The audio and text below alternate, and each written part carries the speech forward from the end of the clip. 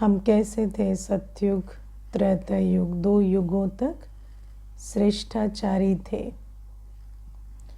आत्मा निर्विकारी मर्यादा पुरुषोत्तम थे। आज बाबा ने ये 2 शब्द बताए। और निर्विकारी मर्यादा पुरुषोत्तम आत्मा श्रेष्ठाचारी थी।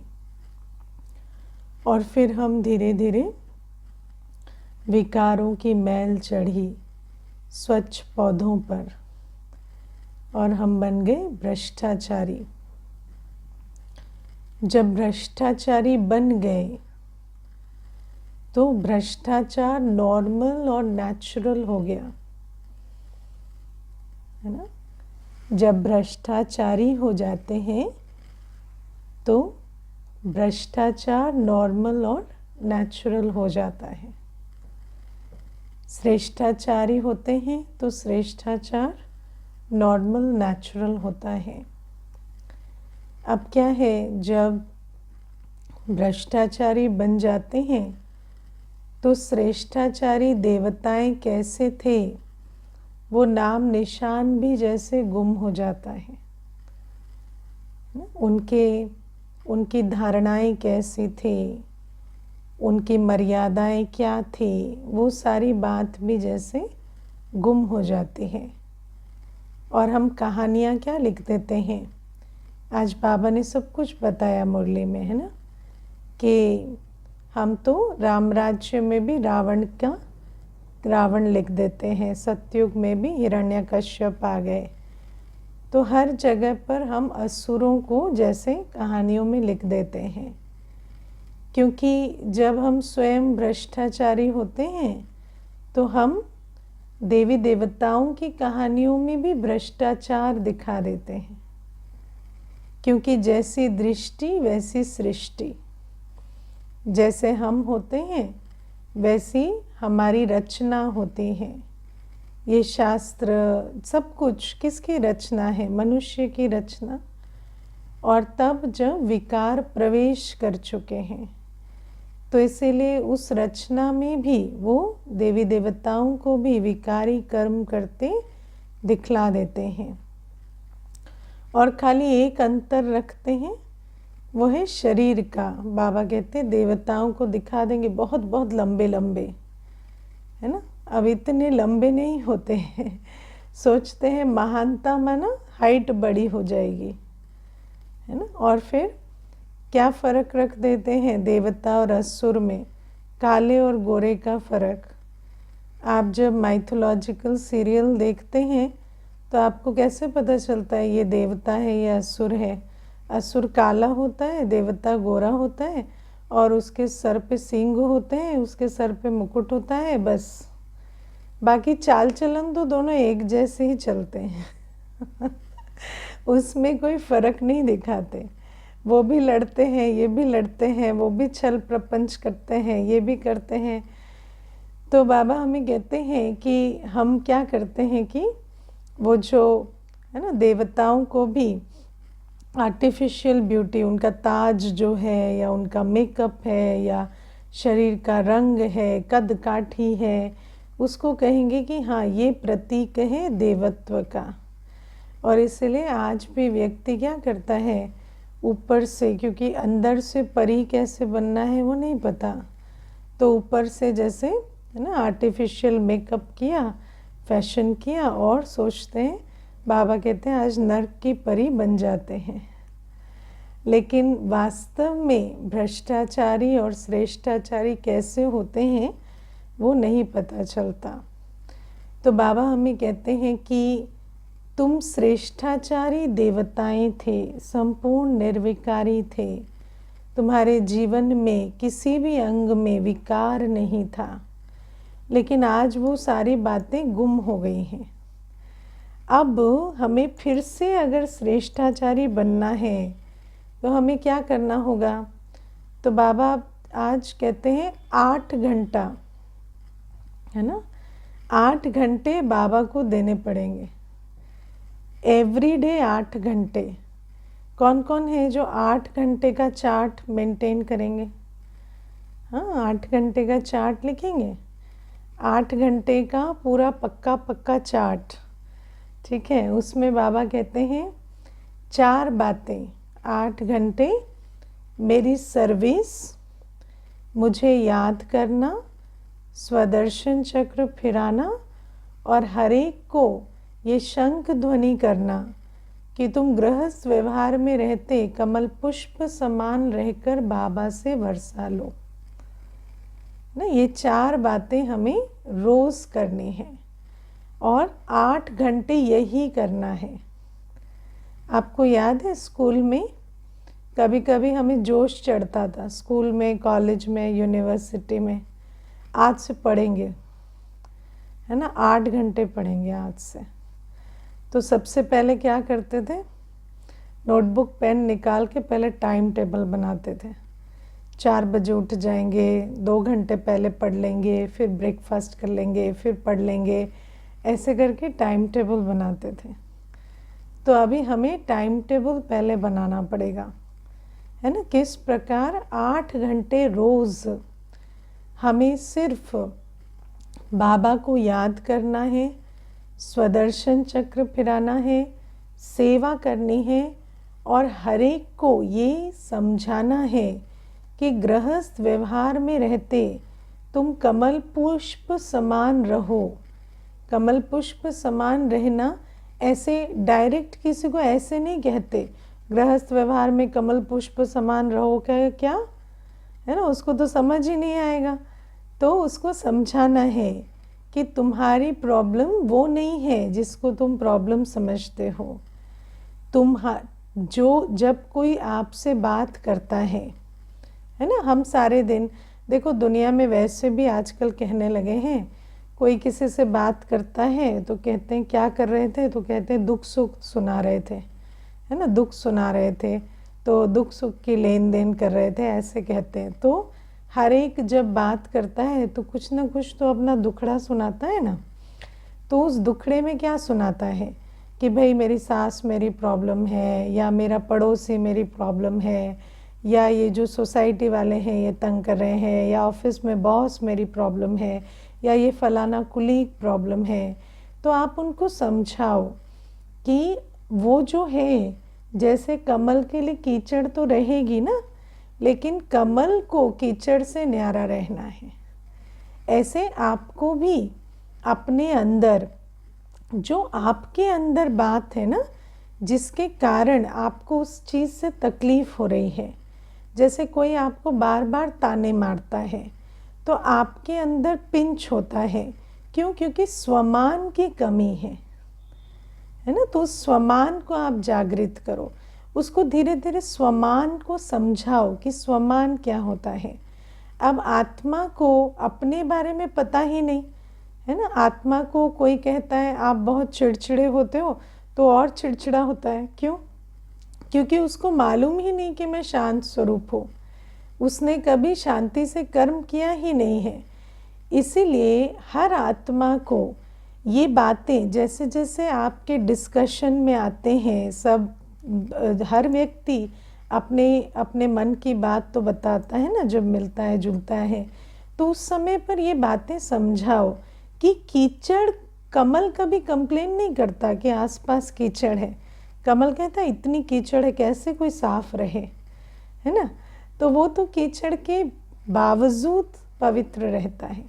ऐसे हमें भी हर चीज़ होते, देखो ये दुनिया जो है ना इस समय भ्रष्टाचारी है, इस समय काम क्रोध लोभ मोह अहंकार भय ईर्ष्या द्वेष आलस्य घृणा ये रूल करते हैं। हर आत्मा के अंदर इसकी अग्नि प्रज्वलित होती है, वायुमंडल में भी इसकी अग्नि है। तो ऐसे समय पर आप सोचें कि हर जगह से आपको ईर्ष्या वाला ईर्ष्या ना करे, क्रोध वाला क्रोध ना करे, है ना, तंग करने वाला तंग ना करे, ऐसा नहीं होगा। मान अपमान हानि लाभ की दुनिया है, ये चलेगा, ऐसा ही रहेगा, भ्रष्टाचारी दुनिया में ऐसा ही होता है। लेकिन आपको क्या करना है, इसका जो ऑपोजिट है, ये 5 विकारों का ऑपोजिट क्या है, गुण। अपने गुणों की धारणा के आधार से इस वायुमंडल या इस तरह के व्यवहार की सेंक से बचना है ना। जब कोई भी विकारी कर्म होते हैं आसपास या विकारी वायुमंडल होता है तो उसकी जो लपटें हैं, उस लपटों से अपने आप को सेफ करने के लिए हमें बहुत अंदर सतोगुणी अवस्था बनानी होगी।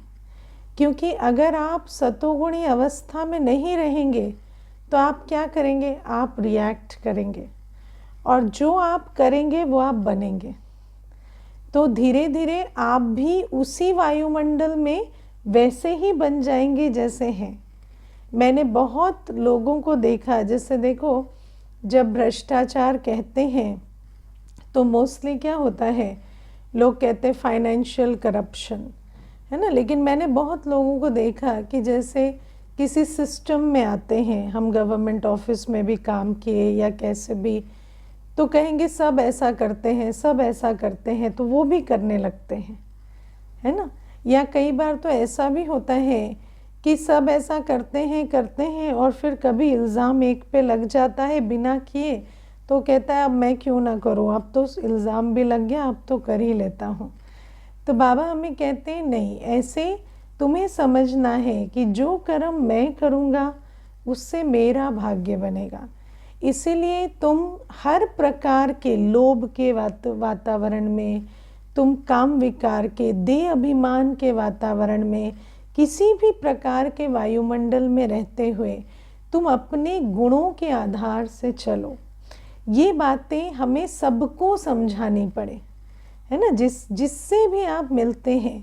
क्योंकि आप देखो दुनिया में क्या होता है कि जब भी कोई आत्मा आपके साथ कंप्लेन करती है और आप उसको बताते हैं तो कि जनरली हम क्या कहते हैं, हाँ भाई बात तो सही है, अगर सामने वाला ऐसे कर रहा है आपको बुरा तो लगेगा, दुख तो होगा।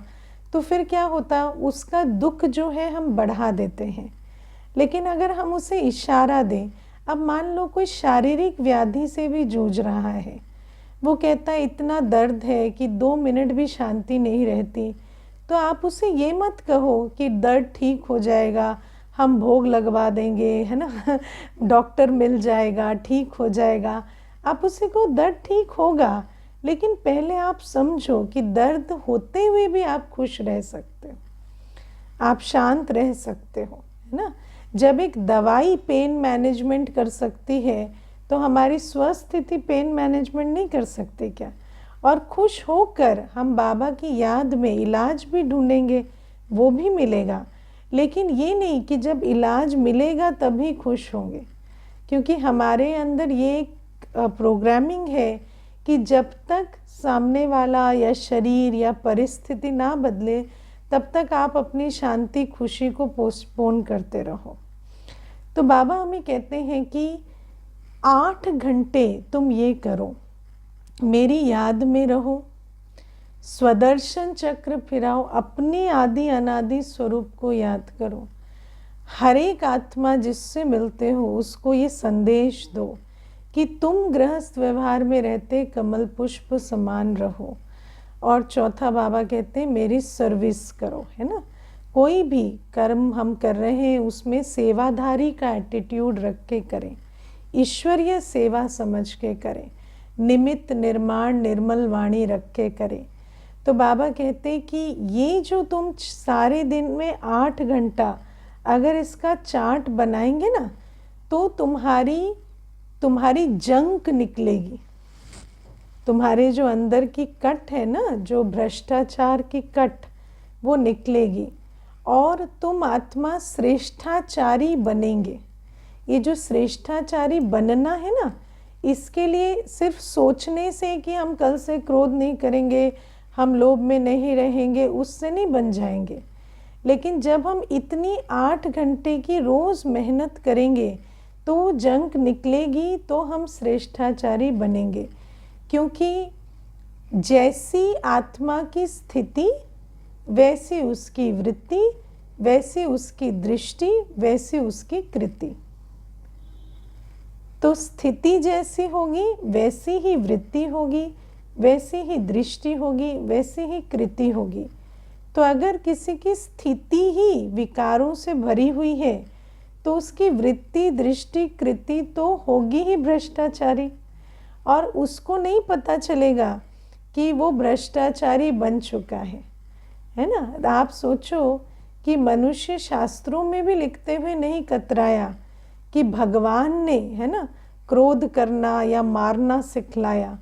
तो आपको लगता है कि मनुष्य को पता चलेगा जब वो क्रोध करता है या ईर्ष्यावश कोई ऐसा कर्म करता है तो उसको पता थोड़ी चलता है।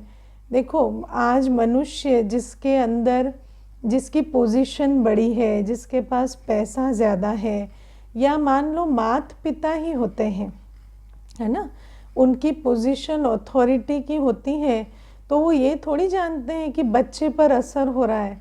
माता पिता बच्चे को डांटते हैं, चिल्लाते हैं, तो वो थोड़ी समझते हैं इसको डैमेज हो रहा है। वो तो यही सोचते हैं कि हम इसके कल्याण के लिए कर रहे हैं, या हम तो ये बिगड़ ना जाए इसलिए कर रहे हैं।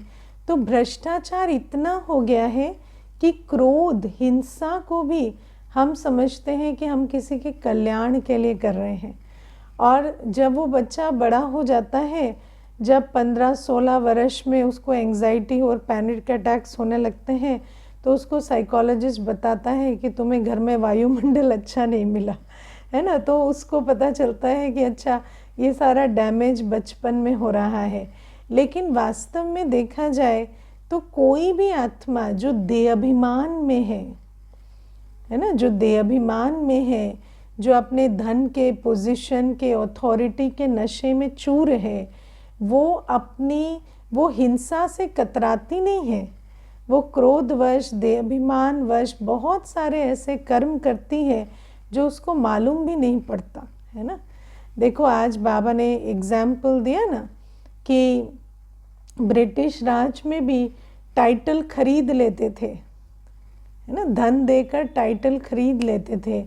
आजकल भी क्या होता है, आजकल भी यही देखा जाता है कि किसी के पास धन होता है तो अवार्ड भी खरीद लेते हैं, है ना। योग्यता कोई बड़ी आजकल क्वालिफिकेशन नहीं है। आज आपके पास धन है तो आप कॉन्ट्रैक्ट ले लेते हैं, अवार्ड ले लेते हैं, सब कुछ ले लेते हैं। तो बाबा कहते हैं उस आत्मा को पता थोड़ी चलता है कि ये करप्शन है। वो तो यही सोचता है मेरे पास धन है, धन की शक्ति है, तो मैं प्रयोग क्यों ना करूं, क्योंकि वो तो धन के नशे में चूर है। तो जिसको जो नशा है वो उसका प्रयोग कर रहा है। किसी को शारीरिक ताकत है तो वो थप्पड़ मारने में देरी थोड़ी लगाता है ना। वो तो बिल्कुल अपना बल प्रयोग करता है।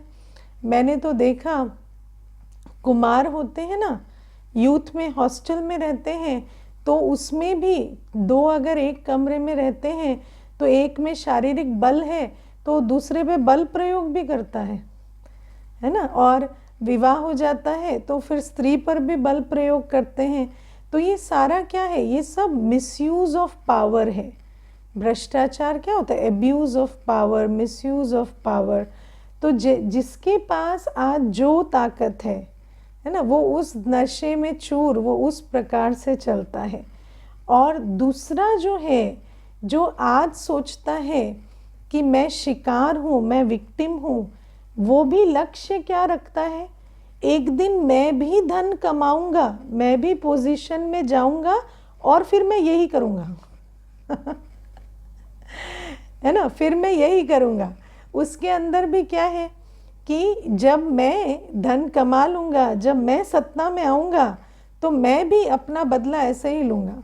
तो आप सोचो कि भ्रष्टाचारी जो होता है, उसके संपर्क में जो आता है, आज अपने को विक्टिम कहलाता है, लेकिन कल वो भी वही कर्म करता है। इसीलिए बाबा कहते हैं ये जो विशियस साइकिल है ना भ्रष्टाचार का, ये चलता रहता है। क्योंकि भ्रष्टाचार देखते हैं, भ्रष्टाचार सुनते हैं, भ्रष्टाचारी फिर खुद भी बनते हैं, है ना। तो बाबा हमें इसीलिए कहते हैं तुम्हें नहीं मालूम कि जो श्रेष्ठाचारी थे वो कैसे थे, और श्रेष्ठाचारी दुनिया बनानी है। ये जो पूरा साइकिल है ना, भ्रष्टाचार से भ्रष्टाचार का साइकिल, इसको तोड़ना है ना। देखो, जब सास बहू होती है तो उस पर अत्याचार होता है, तो फिर वो जब सास बनती है तो अत्याचार करती है। वो ये नहीं सोचती जो मेरे साथ हुआ मैं ना करूं। क्यों? क्योंकि यही साइकिल है भ्रष्टाचार का।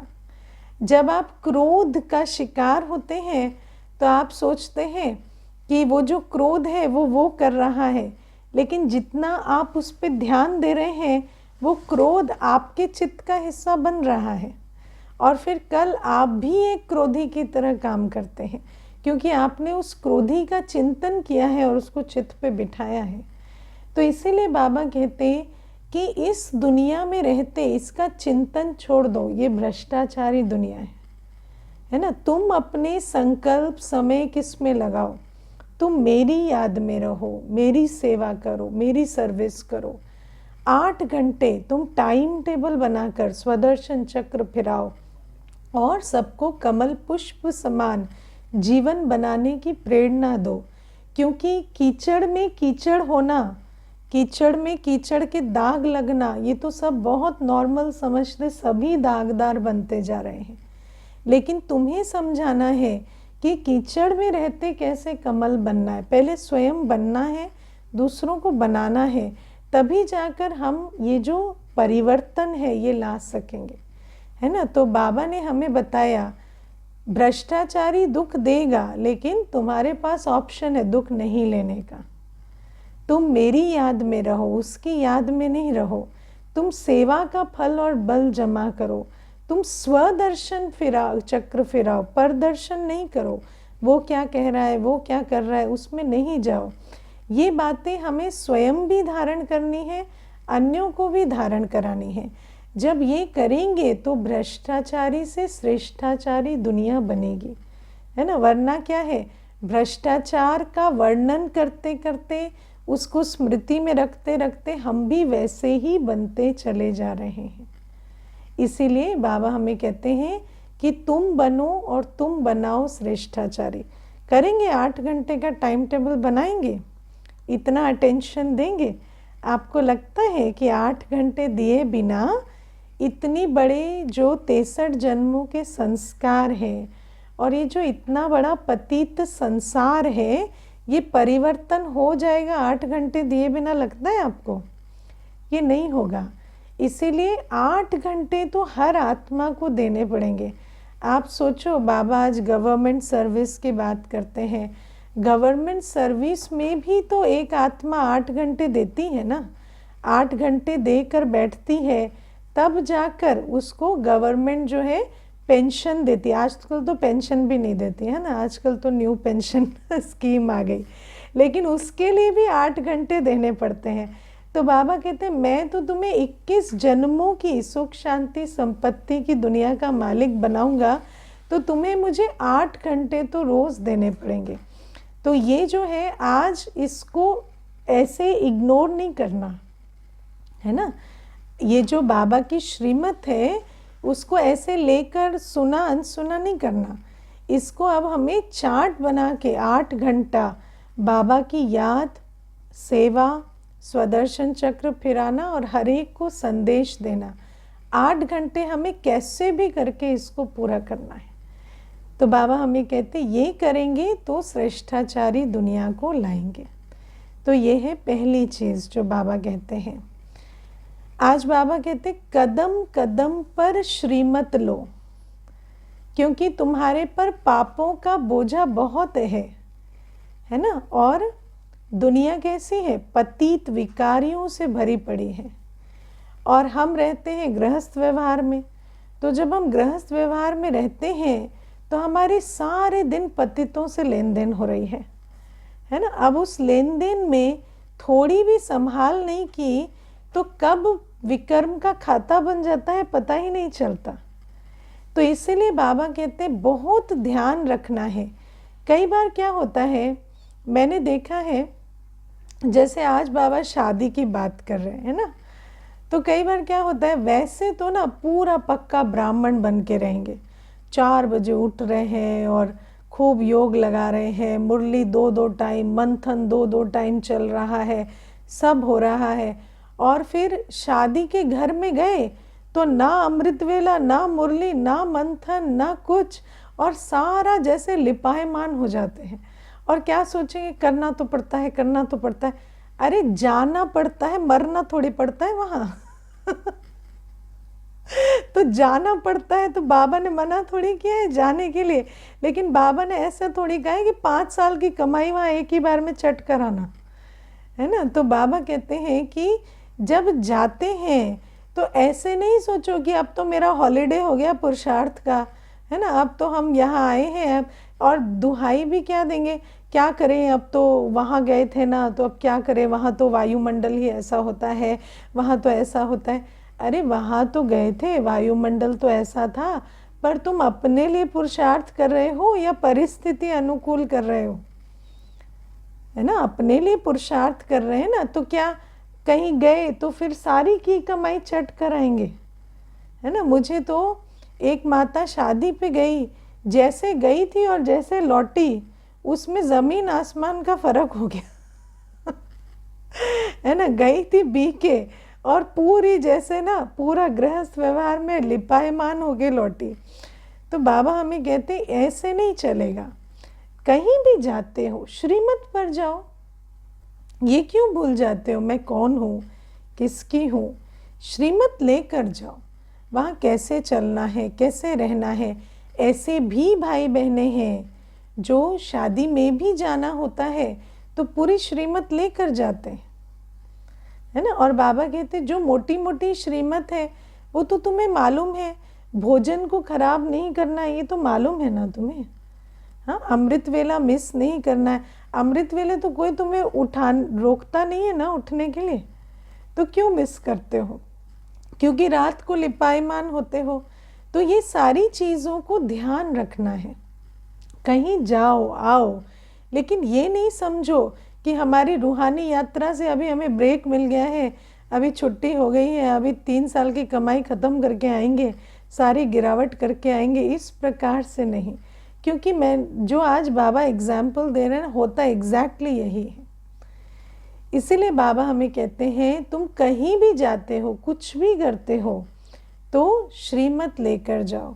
मुझे याद है जब हम शुरू में ज्ञान में चले, तो उस समय पर, है ना, जैसे कहीं जाते थे, है ना, लौकिक परिवार में भी जाते थे। तो जैसे कभी गए और जैसे कोई मामा मामी है परिवार में, है ना, तो उनके यहाँ गए। तो जब हम जाते थे तो दीदी को बताते थे कि दीदी वहाँ जा रहे हैं, है ना। तो दीदी पहला प्रश्न पूछती थी, भोजन कैसे करोगे, है ना, फिर वहाँ पर रहने की क्या व्यवस्था है, और अगर रात को ही लौट आ सकते हो तो लौट आना, किसी के यहाँ पर रात में क्यों रहना है। तो इस प्रकार से कई डायरेक्शन देकर भेजते थे। तो जब हम भी वहाँ पर जाते थे तो हमारे अंदर ये रहता था कि ये बातों का हमें ध्यान रखना है। तो बाबा कहते कहीं पे भी जाते हो तो श्रीमत लेकर जाओ। जब श्रीमत लेकर जाते हैं ना, तो अपने अंदर एक स्मृति रहती है कि किस प्रकार से हमें चलना है, किस प्रकार से रहना है। मुझे याद है एक बार हम ऐसे जा रहे थे कहीं पर, तो मुझे दीदी ने सारे इंस्ट्रक्शन भी दिए, और उसके बाद मुझे कहती हैं कि रुको, और 2 समोसे खिलाए, है ना। तो मुझे समझ में आया कि शायद इसलिए खिलाया कि कहीं वहाँ जाके, है ना, चलाएमानी ना हो कि वहाँ पर तो अनेक प्रकार के भोजन बनेंगे, तो वो चलाएमानी ना हो, तो वो तृप्ति करके भी भेजी। तो बाबा कहते हैं कि इतना तो बाबा ध्यान रखता है, लेकिन हम भी तो श्रीमत लेकर चले ना।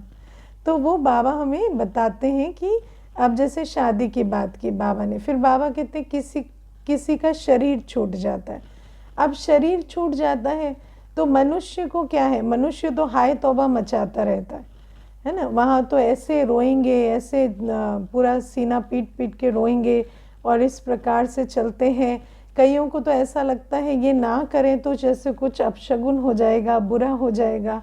तो ऐसे में भी उस वायुमंडल में रहते, क्योंकि बहुत देह अभिमान भी है, दिखावा भी है तो ऐसी दुनिया में रहते हुए हमें बहुत उस सेक से बच के आना है। जैसे आप देखो किसी का शरीर छूट जाता है तो जीते जी जो भी कुछ नहीं किया ना उस आत्मा के प्रति, उस मृत शरीर के लिए करके जैसे अपना सारा अकाउंट बैलेंस करना चाहते, है ना। तब तो कहेंगे ये वाली लकड़ी लगाओ और ये वाला व्यंजन बनाओ और ऐसे करो और इनको इस प्रकार से लेके जाओ। बुढ़ापे में उनको इतने प्यार से उतार के कभी सीढ़ी से नहीं उतारा होगा पकड़ पकड़ के, लेकिन उस मृत शरीर के लिए इतना सोचेंगे कि ऐसे उतारो और ऐसे चढ़ाओ और ऐसे करो और इनके लिए इतनी दूर जाओ। कभी उनको घुमाने नहीं लेके गए होंगे, लेकिन दूर दूर तीर्थों पर जाकर कहेंगे कि इनका शव को जो है अंतिम संस्कार करो, और उसमें काफ़ी विस्तार ले आते हैं। तो बाबा हमें कहते हैं उन चीज़ों में भी तुम्हें समझना है कि ठीक है कहीं जाके खड़े होना पड़ता है, लेकिन इतना लिपायमान नहीं होना है। क्या है, एक आत्मा निकल गई, अब शरीर ही तो है।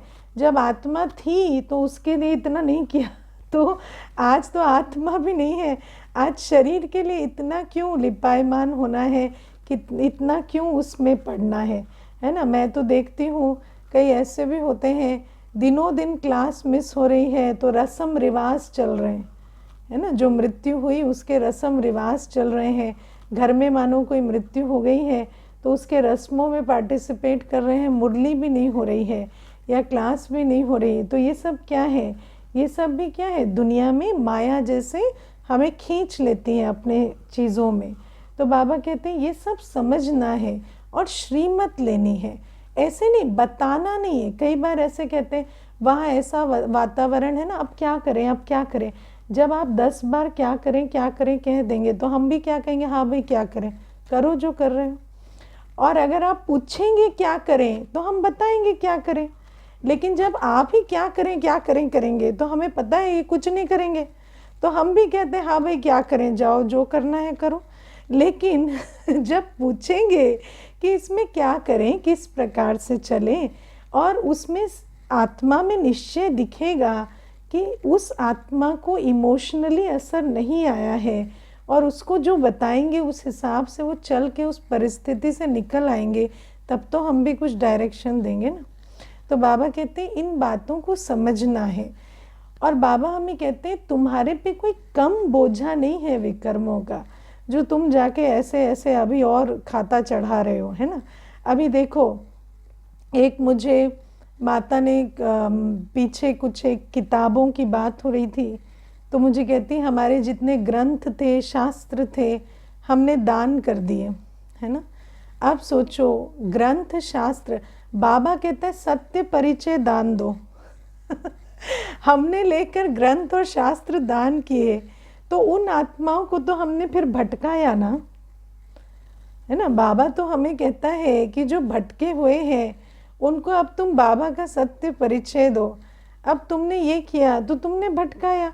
ये कर्मों की गति बड़ी सूक्ष्म होती है, लेकिन जब तक हम बताएंगे नहीं, कदम कदम पर श्रीमत नहीं लेंगे, तो कैसे पता चलेगा, है ना। तो बाबा हमें कहते हैं कदम कदम पर श्रीमत लो।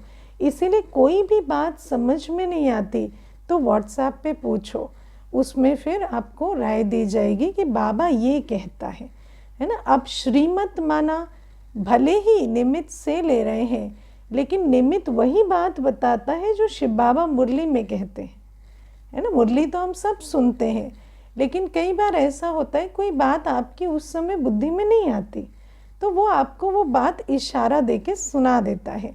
बाकी श्रीमत ही लेते हैं तो ऐसी कोई बात नहीं है जो वो कोई मुरली के विरुद्ध बताएंगे। जो श्रीमत बाबा मुरली में देते हैं वही देंगे, लेकिन कभी वो अपनी बुद्धि में नहीं आ रही है, अपनी स्थिति उतनी अच्छी नहीं है, तो वहाँ से राय मिल जाती है। तो बाबा आज कहते कदम कदम श्रीमत पर राय लो। तन के प्रति, मन के प्रति, धन के प्रति, संबंध के प्रति कोई भी बात हो जाती है, श्रीमत लो। अब क्या होता है कई बार श्रीमत लेते हैं जब सारा बिगाड़ हो चुका है, करने के बाद कहते हैं कर दिया अब बिगड़ गया, अब बताओ श्रीमत। नहीं, करने के बाद श्रीमत नहीं ली जाती है, श्रीमत ली जाती है पहले श्रीमत लेके कर्म करना है। जब कर्म अपनी मनमत पे करेंगे और दुख होगा तन मन धन संबंध में जब हम अपनी मनमत में चलते हैं और गड़बड़ हो जाती है, उसके बाद श्रीमत लेंगे तो नहीं होगा। कदम कदम पर श्रीमत लेनी है, पहले लेनी है ना। फिर बाबा हमें आज कहते हैं कि अगर तुम्हें क्रोध आता है तो उस क्रोध के भूत को निकालो, है ना। जब भ्रष्टाचारी हो जाते हैं ना हम, तो क्रोध आता है ना, तो क्या कहते हैं, क्रोध तो इस वजह से आया, क्रोध नहीं करेंगे तो ये सुधरेंगे नहीं, क्रोध नहीं करेंगे तो सिस्टम बिगड़ जाएगा। नहीं, क्रोध एक भूत है, उस भूत के साथ तुम सतयुग नहीं जा सकते। क्रोध के भूत के साथ हम श्रेष्ठाचारी दुनिया में नहीं जा सकते। तो उस भूत को तुम्हें जस्टिफाई नहीं करना है, तुम्हें उसे निकालना है। मुझे क्रोध आया क्योंकि क्रोध का भूत है, और उस क्रोध के भूत को मुझे ये नहीं कहना है मेरी पोजीशन ऐसी है, क्रोध करना पड़ता है, अगर नहीं करें तो सिस्टम बिगड़ जाएगा, नहीं करें तो फिर ये गलत हो जाएगा। नहीं, क्रोध का कोई जस्टिफिकेशन नहीं है। क्रोधी सतयुग नहीं जाएगा। क्रोध के वश निंदा करने वाला, क्रोध के वश किसी की दिल खराब करने वाला, क्रोध के वश अपशब्द कहने वाला, क्रोध के वश व्यवहार करने वाला सतयुग नहीं जाएगा। इसको समझना है। तो इसीलिए आज तक हमने क्या किया, जब विकार आते हैं अब हमारे अंदर, तो हम क्या करते हैं, उन विकारों को कहते परिस्थिति ऐसी थी, मेरी पोजीशन ऐसी है, मुझे तो करना ही पड़ेगा, नहीं करे तो कैसे होगा। नहीं, कितनी भी पोजीशन हो, कितनी भी परिस्थिति हो, क्रोध का भूत है तो हम श्रेष्ठ दुनिया में नहीं जा सकते। इसीलिए बाबा कहते हैं अपने विकारों को चेक करो और उन विकारों को निकालो। ओके, ओम शांति।